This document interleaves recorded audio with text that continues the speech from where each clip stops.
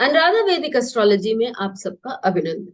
आज हम अश्लेष नक्षत्र के डार्क साइड या सैलो साइड उसके बारे में बात करेंगे।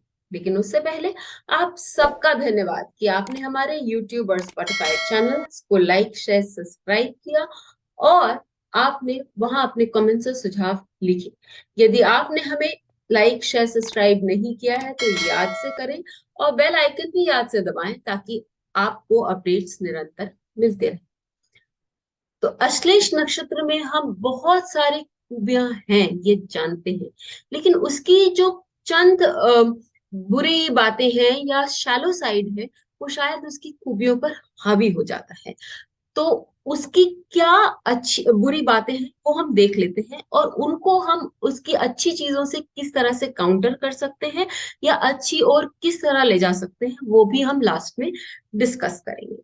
तो सबसे पहले हम देखते हैं कि अश्लेष नक्षत्र वालों में एक जो खूबी है कि उनका जो आत्मविश्वास है या आत्मसम्मान है वो बहुत कम होता है। वो अपने आप पर विश्वास नहीं रखते या उनको ये वो सोच ही नहीं सकते कि लोग भी उनको उतना सम्मान दे सकते।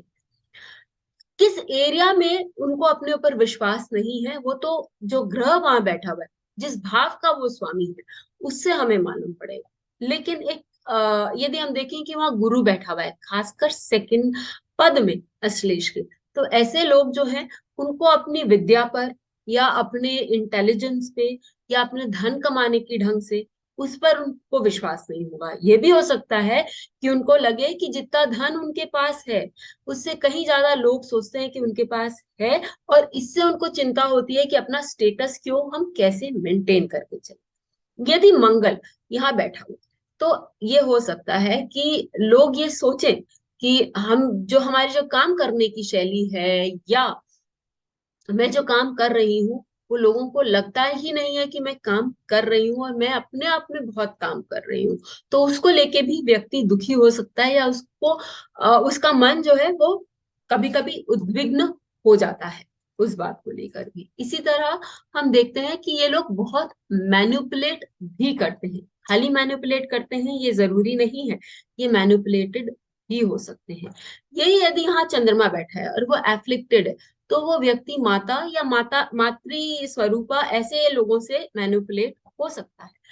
शुक्र यदि यहाँ बैठा है तो वो व्यक्ति जो है वो ऑपोजिट जेंडर को मैनिपुलेट कर सकता है।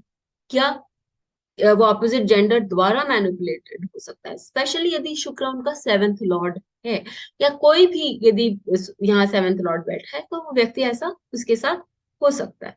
फिर यदि चंद्रमा सूर्य बैठा हुआ है तो हो सकता है कि हायर अथॉरिटीज को मैनिपुलेट करना इस व्यक्ति को आता हो या हायर अथॉरिटीज द्वारा वो मैनिपुलेटेड हो सकता है, स्पेशली यदि ये नक्षत्र अफ्लिक्टेड है। फिर ऐसे लोग जो होते हैं उनकी मेमोरी जो होती है वो बहुत स्ट्रांग होती है। अब आप बोलेंगे कि भाई मेमोरी स्ट्रांग होना तो अच्छी बात है, तो मेमोरी स्ट्रांग होने से क्या ये क्या ऐसे खराब हुआ। लेकिन यदि किसी ने आपसे कुछ बात गलत बात करी या आपके साथ गलत व्यवहार किया, आपके साथ किसी ने चीटिंग करी, आपके बारे में किसी ने गॉसिप किया, तो वो चीज आपके मन में एक फांस की तरह चुभ के रह जाती है और आप उसको भुलाए नहीं भूल सकते। सामने वाला तो अपना काम करके चला गया लेकिन आपके लिए वो बहुत उस चीज के साथ जीना बहुत दुभर हो जाता है। तो ये आपकी एक वीकनेस है जिसको आपको ओवरकम करना आना चाहिए। कैसे क्यों उसका हम अभी कुछ देर में बात करेंगे। फिर फाइनली हम देखते हैं दो चीज और देखेंगे।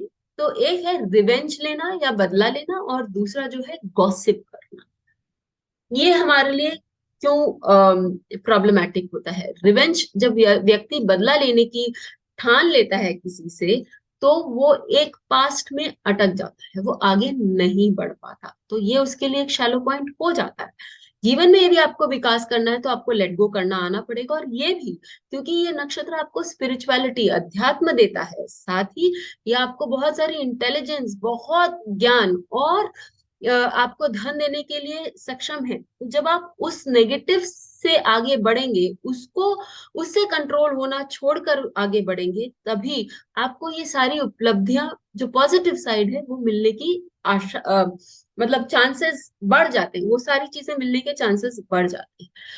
तो हमें ये बात ध्यान रखना है कि हम यदि किसी के साथ गॉसिप कर रहे हैं या किसी के बारे में गॉसिप कर रहे हैं, एक तो हम अपना कर्म खराब कर रहे हैं, और दूसरा अपना टाइम भी, जो बहुत मूल्यवान है। जहां हम प्रोडक्टिव काम करके, कुछ अच्छा पढ़ के, कुछ अच्छी बातें जानकर अपना ज्ञान वर्धन कर सकते थे और उससे हम पैसे कमा सकते थे, वहां हमने कुछ गलत करके अपना टाइम गंवा दिया।